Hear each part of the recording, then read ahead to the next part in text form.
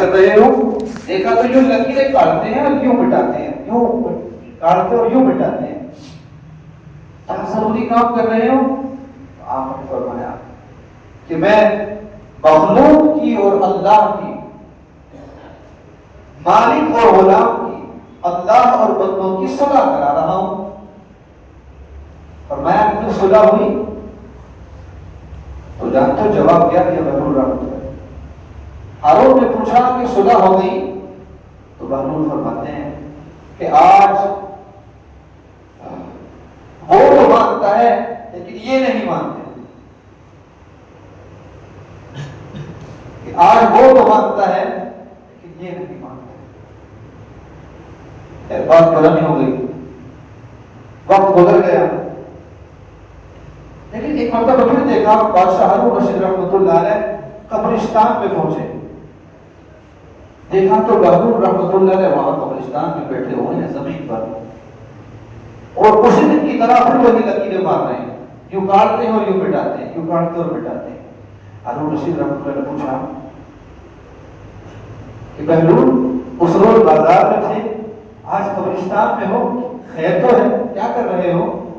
فرمایا بادشاہ صرف جگہ بدلی ہے، کام وہی کر رہا ہوں۔ فرمایا اس دن تو صلح ہوئی نہیں تھی، آج ہوئی کہ نہیں ہوئی؟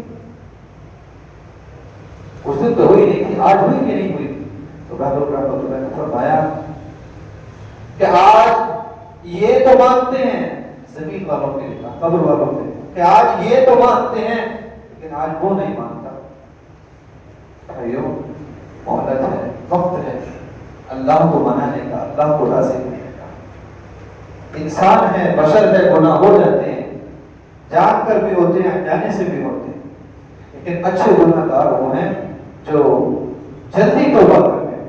ادھر گناہ ہوا اور اللہ کے سامنے آ کر بیٹھ کر رونے لگے، اللہ جی چاہتا نہیں تھا، ہو گیا، معاف کر، پیارے اللہ معاف، منانے کے لیے بیٹھ جائے، اللہ کی قسم بڑا کرتی ہے۔ حدیث شریف میں آتا ہے بندہ جس وقت نماز کے لیے خالص نماز کے ارادے سے وضو کرتا ہے اور پھر مسجد آتا ہے نماز پڑھنے اور یوں کہتے ہیں اللہ اکبر،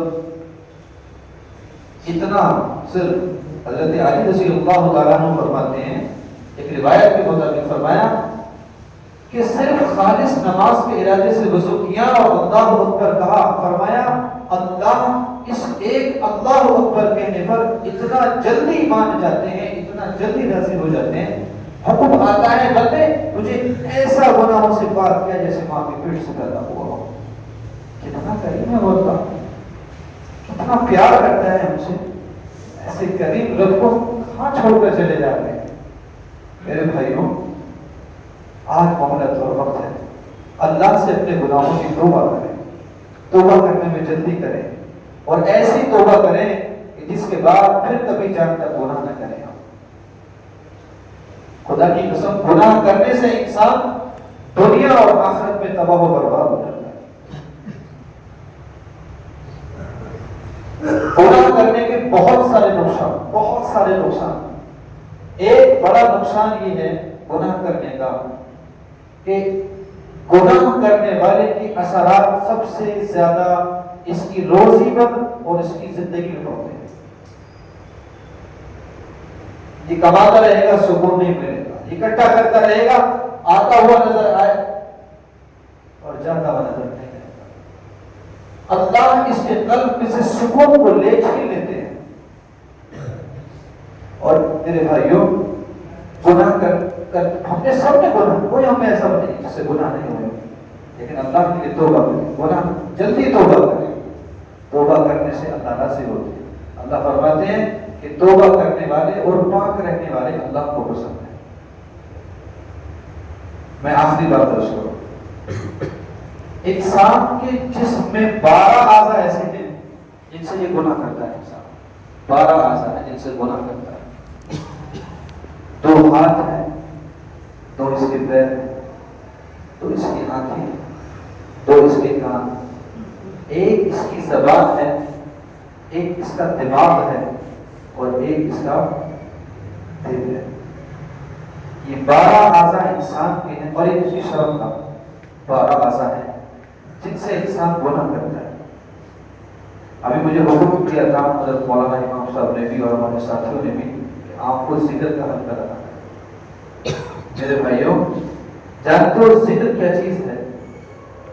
مشائخ نے لکھا ہے کہ جب بندہ جو ذکر کرنے والا ہوتا ہے، ذکر کرنے والا ایسا ہے جیسے اللہ کے دروازے کو کھٹکھٹا رہا ہو.